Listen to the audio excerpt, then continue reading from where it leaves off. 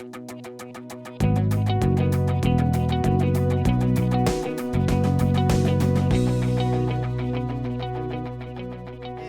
you have a Bible with you, or you have it on your device, on your phone, or your iPad, or whatever, you can take it out.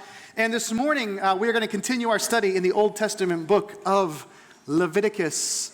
Leviticus chapter 23. For those of you that are new with us or visiting us for the first time, welcome. And we are walking through a really strange Old Testament book. In fact, the book of Leviticus is the handbook for the ancient sacrificial system that the Hebrews practiced over a couple thousand years ago. And I think one of the things that's been amazing about this series is as we've walked through this, we've seen a book that was truly rendered useless when the Temple of Jerusalem was destroyed in 70 AD. We've somehow seen that a book that was rendered useless to those who originally received it has volumes to speak to us today. And I don't know about you, but I know for me, this series has been challenging, not just like how to find something meaningful out of it, but it's been challenging just personally. It's been inspiring. It's been surprisingly relevant. And what I've seen in these scriptures is something that we know to be true of the Bible, and that's that wherever we look in the scriptures are always telling one story, and that story is always about Jesus, and we see that in the book of Leviticus. So today we're going to begin to look at chapter 23, and I say begin on purpose. Chapter 23 is so full of so much stuff that for us to just like cram it all into 1 week, we would definitely do it a disservice. So for those of you that thought we were one step closer to being done, I'm sorry, but we're going to go for like 19 more weeks in Leviticus. No, I'm just kidding. 17. But here's what's interesting about chapter 23, the timing of this. The timing of us hitting chapter 23, where we are right now, just in life, is really, really unique. In fact, I really love this. We have patterns of behavior. You know, we have ways of doing things. We have rhythms to our lives. You know, we have seasons that we go through that all of us sort of follow. You know, I'm not just talking about like physical weather seasons. I'm talking about sort of patterns in our own rhythms of our own life. And fall in particular is a very predictably busy time of year. Have you noticed that? Anyone else notice that fall every year is always like extra busy? Can I get an amen to that one? Yeah, like right, because school comes back into session, right? And so if you got kids, like school's ramping up. And if you don't have kids and you work a job, you probably sloughed off your job all summer long. And so when fall rolls around, you got to get all the work done. Bless you. You got to get all the work done that you didn't get done, right? Like all of us, all the people that spent too much time at the lake, when fall rolls around, you're like, oh man, I got to like hurry up and catch up, right? So fall is always busy. You know, there's like sports stuff going on and football season, and like there's so many different things that happen during the fall. Then added to that, we enter this shoulder season called the holidays. It's a shoulder season because it isn't quite full-blown winter yet, but it's really not fall anymore. We're kind of in this middle place, and it's really defined by not a reduction in our normal fall activities, but an increase in all of these like holiday-specific things that we have to do now, right? So it's like we were busy, then we add the holidays, and now we've got like office parties, right? And you got work things that you got to do, and you got decorating your house, like, right? You got to decorate the inside of your house. You got to decorate the outside of your house. How many of you are putting lights on the outside of your house this year? How many of you are not doing it, just so we can all say bah humbug to you, bah humbug to you? Yes, thank you. We'll just go ahead and shame you now. But you got all this stuff to do. Starbucks, every year, this time of year, they come out with all the holiday drinks. You have to go drink them all. Like, there's a lot to do, right? You got to meet friends. And the other day, I saw my daughter at Starbucks. I said, hey, let me buy you a coffee. I walked in and she was there. She ordered like a $9 coffee. I was like, how do you spend... When I was your age, I could buy 10 Arby's sandwiches for $10, you know? I could eat for a week on those things. And but you know what I'm talking about. This season is a really busy season. Like, this is a really intense time where we all have lots of stuff going in lots of different direction. The point is, this is a season of busyness, and you're pressed, and you don't have time, and you're trying to figure out where you're going to go for the holidays, or what you're going to do, or who's coming here, how you're going to get it all done, which makes the fact that we're beginning Leviticus chapter 23 today, during this season, incredibly relevant. In fact, it's surprisingly relevant. It's fascinating. So you're going to see how poignant this is as we begin to walk through it and look at this. If you have your Bible, Leviticus chapter 23, we're going to start reading in verse 1. Check this out. We'll just start unpacking it as we walk through it. It says, "The Lord spoke to Moses, saying, 'Speak to the people of Israel and say to them, these are the appointed feasts of the Lord that you shall proclaim as holy convocations. They are my appointed feasts.'" So So in chapter 23, what we're going to unpack today, what we're going to unpack for the next couple of weeks, are these 7 special days or appointed feasts, these festivals that were to be recognized and participated in by the Hebrew people. So we have these appointed parties, we have these celebrations, we have these things that you're going to do. Here's what's fascinating about this. When the Lord says to Moses, talks about these appointed feasts, this word appointed feast is the Hebrew word moed. And the Hebrew word moed literally means a season. It means an appointed time. Like there is a time that has been designated. That's what this is. There's an appointed thing, this word moed. So we're talking about 7 moeds. We're talking about 7 appointed things. Here's what's fascinating though. The first time we ever have this word moed ever being recorded in written language, it's in the book of Genesis. When God is describing, or when Moses is describing the creation of the world, when he gets to the 4th day, and it's talking about the sun and the moon and the stars, all the celestial bodies, that same word moed is used to describe those things. So from this, we get this idea that the sun that rises on a regular basis and sets, the moon that rises on a regular basis and sets, these stars, the way that our universe works, there is a certain dynamic of time. There's a certain dynamic of appointment, right? There's this idea of even predictability, a regularity to things. The sun sets time in its place. We mark time based on its rising and its setting. Our seasons are determined by their motions, by their movement, right? We have this relationship, all of these things being determined. So there's something that has to do with time in this word moed, and there's something that has to do with season, but there is also this regularity to it. There is this predictability. There is something going on, almost a rhythm of things that happen. There is a rhythm taking place. The sun rises and the sun sets, and it's just happening on this rhythm, on this count. What does a rhythm do for us? What does a rhythm do? Well, a rhythm guides us, right? A rhythm is a guide. When you know that you have the rhythm, you can follow the rhythm, and the rhythm will guide you. The rhythm tells you where you're going, right? The rhythm says this is where we'll be in the next couple of seconds. The rhythm also keeps you on track, right? Keeps you working the way things are meant to work together. That's what a rhythm does, right? That's the idea. That's what's being described with this word moed. There is a rhythm to things. And this same word is used with these feasts. There is a rhythm to these feasts. And chapter 23 is speaking to the rhythms of our life. And what we're being invited into, the point of these moeds, is that we would synchronize the rhythms of our life with this song that God is singing through the universe, that there is something that he has set into motion. And these festivals, these appointed moeds, these things would help us align our lives with the way God believes things should be working for us. So each of these 7 feasts in Leviticus 23 has an explanation of what is supposed to take place. And the point of following these instructions is so that you could renew your allegiance to God, so you could see who he is, so you could celebrate what he's done, so you could reflect on all that he is. And in the middle of that, step deeper into the song that he's singing or the story that he's writing. It's all about getting into this rhythm. So what do we see in these? The first one is really unique from the others. The first one that we're going to see in verse 3 is different from the rest in the sense that it's far more regular. There's a rhythm that happens that's far more consistent and far more predictable than the other ones. But not only that, this rhythm, this first celebration, we see nuances of it spread out through all of the rest of the festivals. I want you to listen to this. In verse 3, it says this. This is the first moed, the first rhythm that we're supposed to follow. It says, 6 days shall work be done, but on the 7th day is a Sabbath of solemn rest, a holy convocation. You shall do no work. It is a Sabbath to the Lord in all your dwelling places. So this first moed, this first appointed time, number 1, is the Sabbath. And the Sabbath is really clear. It's characterized by one big idea. You're going to work for 6 days, and then you're going to take 1 day, and you are going to rest. Literally, you shall do no work. Another way to say this is, you are going to take a seat and do no work. You'll work for 6 days, and then one day, you're just going to sit. Now, here's what's interesting about this.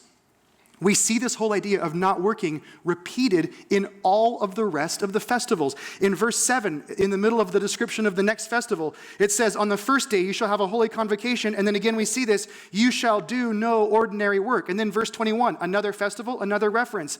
You shall hold a holy convocation. You shall not do any ordinary work. Verse 25, another moed, and you see it repeated again. You shall do no ordinary work. You shall present a food offering to the Lord. Verse 28, you see it again, another moed and another reference. You shall not do any work on that very day, for it is the day of atonement, to make atonement for you before the Lord. Verse 35, another moed and another reference to the same concept. On the first day shall be a holy convocation, and you shall do no ordinary work. Do you think God maybe is trying to get his point across here, right? It's kind of obvious, right? Whenever you see something repeated like this, when you see something, you get the sense like, okay, I think God's trying to drive this point home. We're not supposed to do any work, which some of us are really okay with, right? He's saying, listen, set a day apart, one day a week, and take a seat and do no work. And every time you celebrate these feasts, every time you engage in one of these moeds, you're going to sit down and you're not going to do any work. This is a part of that rhythm that we need to be in. I know some of you right now, you're already thinking of the loopholes, right? You're like, well, wait a second. You don't understand my life. You don't understand tax season, right? Some of you are accountants and you're like, you don't understand, like tax season, I don't get to take a break. I don't get to let up for air, right? Some of you say, well, the fall, you just talked about it. It's so busy. You don't understand that when school starts, there's this going on. You say things like, well, I know when like earnings come out at my company that I work at, there's certain things that have to be done. There are reports. There are seasons in which we are very busy. There are times when I can just make a whole lot more money, and if I work a little harder, I can rest later. I know that there's part of us that likes to write a loophole into this, like, okay, I get it, but you don't understand my life. Au contraire. Just a moment. Exodus chapter 34, verse 21, God says this. He says, 6 days you shall work, but on the seventh day you shall rest. And then he gets us. In plowing time and in harvest you shall rest. God says, listen, I know you. I know you. I know you're looking for loopholes. I know you think you know what's best for you. I know that there are busy seasons when you can make more money. I know that. But I want you to take a day of rest even when you're harvesting, right? Even when you're not just gathering food for the day, but you're gathering food for the rest of the year. I want you to rest. I want there to be a day when you are doing no regular work. Now, we don't take this very seriously. So how seriously does God take this? There's this interesting story in Numbers chapter 15. It's a little after what we're reading in Leviticus and what we've read in the Exodus, but we read this little circumstance that comes up. It says this. It says, while the people of Israel were in the wilderness, they found a man gathering sticks on the Sabbath day. In other words, he's gathering firewood. And those who found him gathering sticks brought him to Moses and Aaron and to all the congregation, and they put him in custody because it had not been made clear what should be done to him. And the Lord said to Moses, the man shall be put to death. All the congregation shall stone him with stones outside the camp. And all the congregation brought him outside the camp and stoned him to death with stones as the Lord commanded Moses. Let me ask you, was God fuzzy on the details when he gave us the commandment in Leviticus or Exodus? He wasn't, was he? Somewhere around 35 times in the Old Testament, the prophets, the Torah, were told to do no work in the same way that we're told in Leviticus. We're told that we need to rest and reflect on God's glory over and over and over again. And then here, we got a guy, and he's out collecting sticks, and they take him into custody, and we get a real clear sense of how seriously God takes this, right? We get a real sense of around how important the Sabbath is to God. But we also get a sense, and I get a sense because I know who God is, and because I know what he's like, I know what's true about God, I get a sense that there must be something deeper than just, hey, I think you guys should take a vacation every now and then, right? Because I know who God is, there must be not only some greater theological undertow, but there also has to be some other greater personal implication that has to do with our lives and how we're living that must be a part of this in order for God to take this so seriously. God doesn't take something this serious if it's really not that big of a deal. So what's really happening here? There's got to be something else going on. There has to be something deeper and richer in this whole idea than what we tend to think of in our culture. So if you turn back to Exodus chapter 20, we're going to look at a few things that might be going on and why God might take this so seriously and why it might be such a big deal. Exodus chapter 20 is where we're given the 10 commandments. So in this chapter, it kind of begins with saying God spoke these words, and then he talks about taking the people of Israel out of Egypt. And then in verse 3, there's the first commandment. In verse 4, there's the second commandment. Verse 7 is the third commandment. And then you get to verse 8, and you deal with the fourth commandment, which is the commandment about the Sabbath. And I just want you to check this out. Listen to what it says. He says, "Remember the Sabbath day to keep it holy. 6 days you shall labor and do all your work, but the seventh day is a Sabbath to the Lord your God. On it you shall not do any work, you or your son or your daughter or your male servant or your female servant or your livestock or the sojourner who's within your gates." We kind of get the idea, right? Nobody's supposed to work. And then listen to this. Why? Verse 11. "For in 6 days the Lord made heaven and earth, the sea and all that is in them, and rested on the seventh day. Therefore the Lord blessed the Sabbath day and made it holy." So here's what you're supposed to do. You are to practice a Sabbath because God practiced a Sabbath. God worked and then God rested. That's what verse 11 is saying. Now, this whole thing is kind of built on a central event. There's sort of this epicenter moment that this centers on, and it's in Genesis chapter 1. When you go to Genesis chapter 1 and you read the event that's being referred to in Exodus, there's something at the end of the chapter, verse 31 of chapter 1 of Genesis, that is really interesting. It's kind of a cool moment. I actually really like what it says here. Verse 31 says, "And God saw everything that he made, and behold, it was very good." So God took a step back from everything that he'd done, and he looked at it and he said, "Man, I kind of like that," right?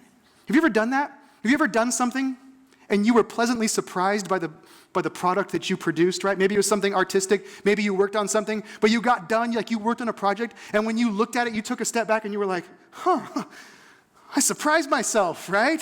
Like that's not half bad, right? I kind of think that's what's going on with this, right? It's like God steps back and he's like, man, that's pretty good. Like, I like what I did there. Like, look at the way I separated dark from light and made order out of chaos, and the whole stars and seas and land and the whole thing. Like, it's like he's stepping back, he's saying, that's good, right? That's good. And then you go into chapter 2 and then listen to what it says. It says, "Thus the heavens and the earth were finished." So God looks back and he goes, man, this looks good. And everything was finished, and all of the host of them. And on the seventh day, listen to this, on the seventh day, God finished his work that he had done. How does God finish his work? He finishes his work by resting. Resting is a part of completing the job. On the seventh day, God finished his work and all he had done, and he rested on the seventh day from all his work that he'd done. So God blessed the seventh day and made it holy, because on it, God rested from all his work that he had done in creation. You get this sense from the language of Genesis 1 and Genesis 2 that God enjoyed what he created, don't you? You get this sense that God just spends a day reflecting, and even that reflection, even that pondering, it's a part of the process. It's a part of even all of it coming together and being completed. It's all embedded. Like, in order for the work to be done, there has to be a day of God just sort of touring all that he's come up with, and him just checking it out and reflecting on all of its goodness, saying, that's amazing. That is all a part of it. And so in Genesis, we get this sense that God spent a specific day, the seventh day, and reflected and remembered what he had done. And the first idea that I want you to grasp this morning is this, that God himself rested. God himself rested. God rested. Just want you to chalk that away. I want you to think about that. There's implications to that for us. If God rests and asks us to rest, what should we be doing? Now, Go back to Exodus chapter 20. There's something interesting. In Exodus chapter 20, God gives us the 10 Commandments. But there's a context that the 10 Commandments come in that I think help us understand some things about who God is and how we relate to him. In Exodus chapter 20, it doesn't just start like verse 1 is commandment 1, verse 2 is commandment 2. That's actually not how it's organized. It actually, in verse 2, there's something that precedes the commandments that is incredibly important for us to grasp. Verse 2 says this: before we hear the 10 Commandments, before we learn about the Sabbath or anything else that God says there, he starts by saying these words. He says, I am the Lord your God who brought you out of the land of Egypt, out of the house of what? Slavery, right? I'm the God who brought you out of slavery. So basically it's this: God's saying, listen, before I tell you to do anything, before I give you any sort of commands, I want to remind you that I'm the one that brought you out of slavery. Now, if you know this story, if you've ever read the Exodus, or you've heard someone talk about it, or you watched the Disney Prince of Egypt movie, any of that stuff, then you know this to be true. You know that the people of Israel, they didn't do anything to deserve to be freed from slavery. They didn't earn it. It was just an expression. It's a picture of God's mercy. And so God's mercy is extended to the people of Israel, and that's why he's delivered. And also, if you're familiar with the story, you know that even that deliverance itself, them actually being removed from there, it had nothing to do with their activity. It was simply God working. They just literally sat back, and God did the work. It was a picture of God's grace. So the Exodus is a story of God's grace, and God's mercy, and God's rescue all in one. It is a story of God saying, listen, I'm the one that does it all. I do it all. So before he gives the commandments, he just says, listen, before I tell you about the Sabbath, I need to remind you that I'm the one that does everything. I'm the one that did it all. I'm the one that released you. I'm the one that rescued you. I'm the one that does all of this. I think this is a beautiful thing for us to understand, because oftentimes there's this dichotomy in our thinking around the Old Testament and the New Testament. Like the Old Testament, there's this brutal God who's demanding and has all these lists and rules. And then there's the New Testament God who's full of grace and just kind of always talking about his love. And yet here we have in the Old Testament a beautiful picture of grace and mercy and rescue. God saying, listen, I do what you can't do for yourself. I do the work. Now, it's in the middle of this that I start to unpack sort of a problem with myself. When God starts talking about the work that he does, I realize that I'm more impressed with what I do than what God is. I think I'm more impressed with my work than God is impressed with my work. Are you with me in this? God created the universe, right? I mean, he created the solar systems, right? Like, there are 93 million miles between us and the surface of the sun right now, and God created that distance, right? So on those weeks when I put an extra 5 hours in the office, or I work a little hard and I'm feeling really good about my work, do you think God's like looking at me or looking at you and like, way to go, your work matters so much, like that extra 5 hours, you did it, way to go, your reports were amazing this month, right? Or another example, how many of you have ever known somebody or you know someone who is like overly meticulous about their lawn? Anybody know that person? Anybody like sitting next to that person? You're just like, I can't say it, right? So years ago, Sherry and I, we had this neighbor, and this neighbor, like I promise you, like I think he worshiped his lawn. We would both get the mowers out at the same time. I'd be done like 3 hours before he was done. And he just was so meticulous. He like had chalk lines to like do the edging, like everything was so perfect. You could literally like land planes with the precision of it's amazing like how precise this guy was. He would wash all of his equipment when he was done. And then he would stand out in his yard and he would look like every blade of grass was like perfectly bent in the same direction until my kids like ran on his lawn and like messed with it. But he had all this stuff was just perfect, and he would stand out there and he would just sort of admire it. And I just sort of wonder, as he was admiring, was God admiring him like, way to go, I've never seen grass that green before. Like you made grass like nobody's ever made grass, right? Like you did something. No, right? He created the universe. He created the universe, and it turns out that I think I'm more impressed with my labor, or you're more impressed with your labor than God is, right? Like he made the universe. We mow our lawn, right? I think I'm pretty ingenious sometimes. God created the universe, right? I think I can do some pretty good stuff. So God begins the 10 Commandments by saying, I just want to remind you, I rescued you. I did the work for you. And because I did the work, I just want you to take one day a week when you stop doing your work to remember my work, to reflect on what I've done. That's what God's saying. So number one, God rested. And number two, our work is not as important as we think it is. And then we get a third idea. And maybe when God says, I'm the one who does the work, maybe there's a really good reason for him reminding them that he's the one that does the work. If you turn over to Exodus chapter 16, there's this other really kind of interesting story. In Exodus chapter 16, the people are wandering in the wilderness and the food supply is really low. And so God says, listen, I'm going to provide food for you every single day. I'm going to provide you enough food for the day. When you wake up in the morning, there is going to be provision of manna from heaven. And all you have to do is wake up and gather it for 5 days a week. On the sixth day of the week, I'm going to provide you twice as much because I take this whole Sabbath thing really seriously. So when you come to the sixth day of the week, I'm going to provide twice as much. You're going to gather twice as much so that on the seventh day, you can just do this. You can just rest, right? And so the people start doing this. First day comes, they go gather their food, they come back in. But then we come to verse 27. On the seventh day, check out what happens. It says on the seventh day, some of the people went out to gather, but they found none. They found nothing. Is that human nature or what, right? God says, listen, I'm going to provide for you.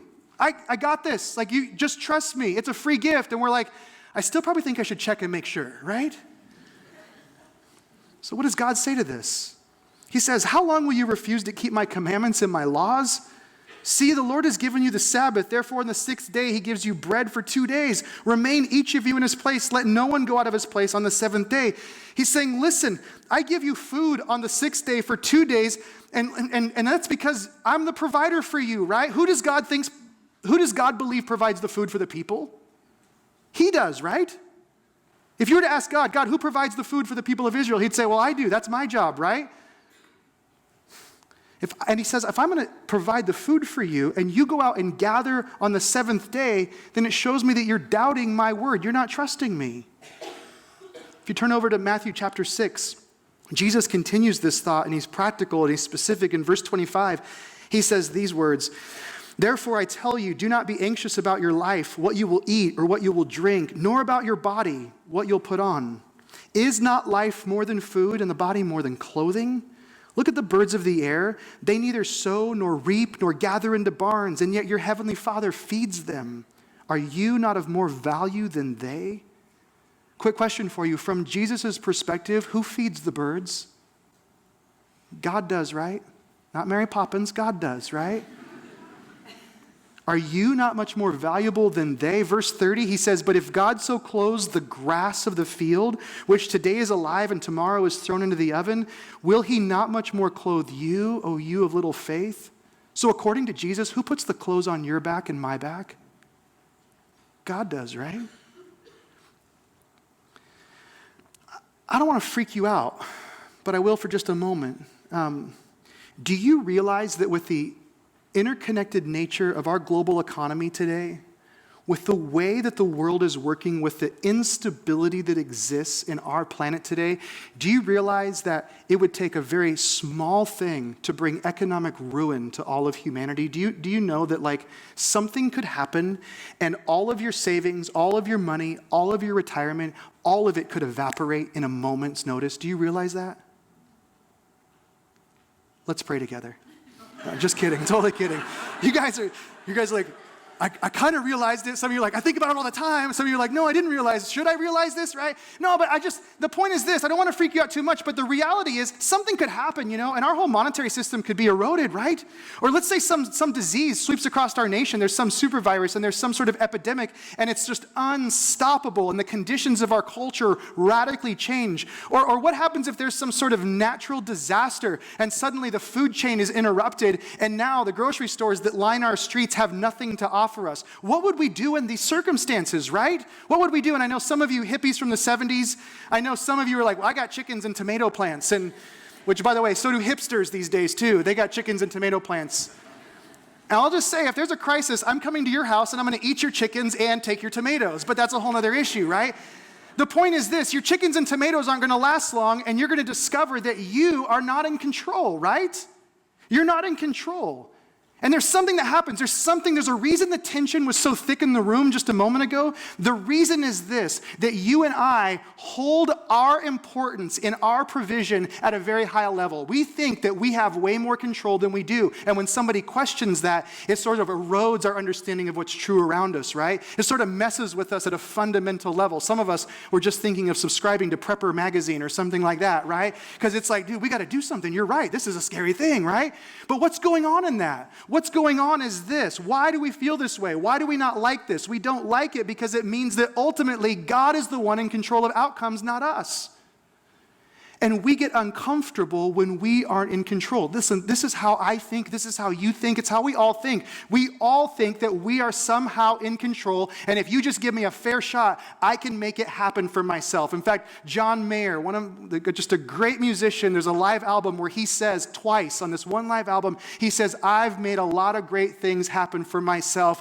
I've made a lot of great things happen for myself. That's how our culture believes. We think we make a lot of great things happen for ourselves. We think we're the ones that are in control. But what we just read from the words of Jesus says that birdseed and Brad food all come from God, right? It all comes from God.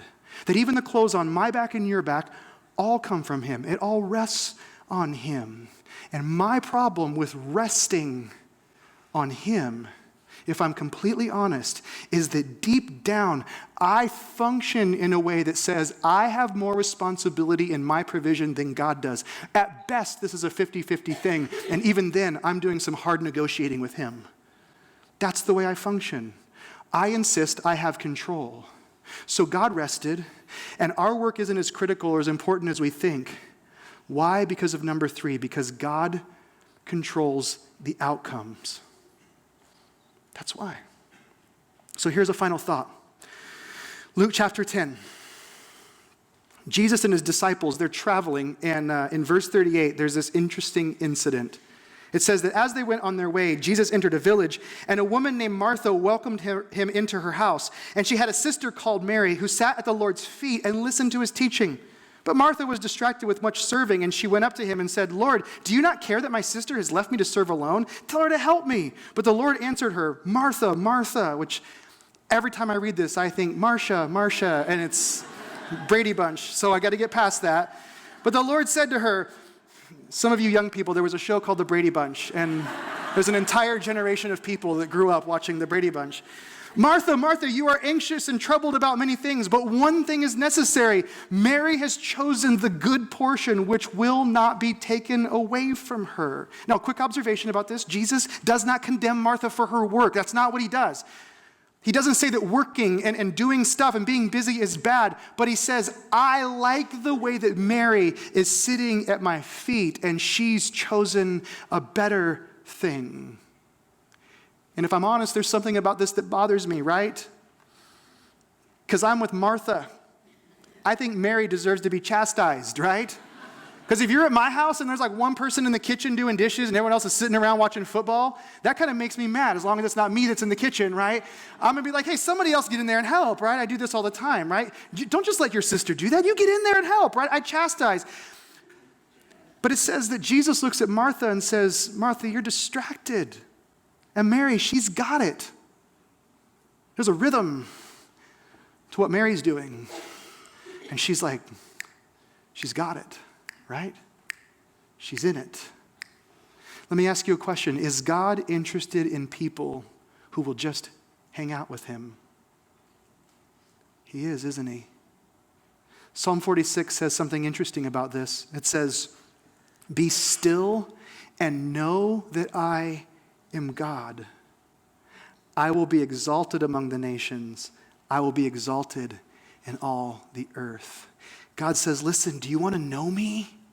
Do you want people in your life to know me? Is that what you want? You want to have this connection with me and other people to have this whole thing? If that's what you want, here's how you do that. You be still.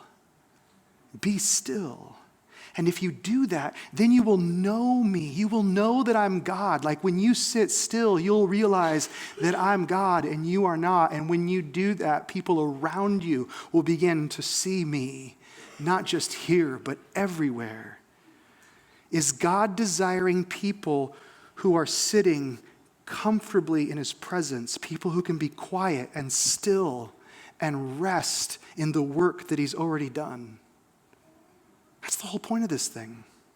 The whole point of this story that's being told over and over again is that God has done the work and we can rest in him. That's the story. The gospel of Jesus shows us the exact same thing that Exodus is showing us, that the same God who delivered people out of slavery is the same God who delivers us out of slavery. He paid the price. He did the work. The gospel shows us that it's already been done. The work of salvation is done. Do you understand that what that means about Christianity is that it is completely distinct from every other religious system, every other spirituality, every other mythology that anybody has ever come up with in the world? Christianity is so distinct because every other system, every other religion operates on the opposite principle of what I just said. Every other religion says that you have to do something, right? That you have to join something, that you have to ascribe to something, that you have to picket something, that you have to protest something. When you get past all the pamphlets and the teaching and all the things that people might say, at the end of the day, every other system says that once you do certain things, then you can be okay with God. And yet the gospel says just the opposite. The radical message of Jesus says that the work has already been done. You have experienced mercy and grace. And the reason this Sabbath thing is so important, and you can read about this in the book of Hebrews, the reason this Sabbath thing is so important is that if we cannot rest for one day a week and get into a rhythm of seeing that it's God who's done the work, then how will we ever trust him with our hearts, with our emotions, with our souls, with the larger picture of our life that he has done the work? See, the Sabbath is pointing to what Jesus has done. The Sabbath says, listen, you need to be reminding yourself all the time that God's the one that does the work. Why does that matter? Because we need to understand in the depth of our being that God is the one who has done the work. How will you ever trust God? How will you ever have a relationship with him if you're always assuming that it's about you? So this rhythm of the Sabbath is a reminder. We take a day and we acknowledge, God, I realize ultimately you do the work, not just of provision, but of salvation. One final thing. If you take the word Sabbath in Hebrew and you do a little study of that word, you quickly discover that it comes, and this is practical for a moment, it comes from a Hebrew word. The Hebrew word is Shabbat. Say that with me. Say Shabbat. You guys are brilliant. Shabbat, right? Shabbat. It's this Hebrew word that means to cease or to stop. It means to discontinue whatever you're doing. Now that Hebrew word, to cease or to stop, Shabbat, comes from another Hebrew word. There's a root word to that. And that word is the word Shavat. And the word Shavat means to sit. The Sabbath means to sit. So basically, God is saying this: I want you to take a seat the way that Mary did at the feet of Jesus. I just want you to sit. And would you just rest in what I've done? So here's what we're going to do. I want you to take your feet and just stretch them out and put them underneath the seat in front of you. If you want to cross them, you can. And just get relaxed. Just chill, right? If you want to cross your arms, you can. Kind of shrug your shoulders a little, loosen up. Now do me a favor. Would you just breathe in nice and deep? Just breathe.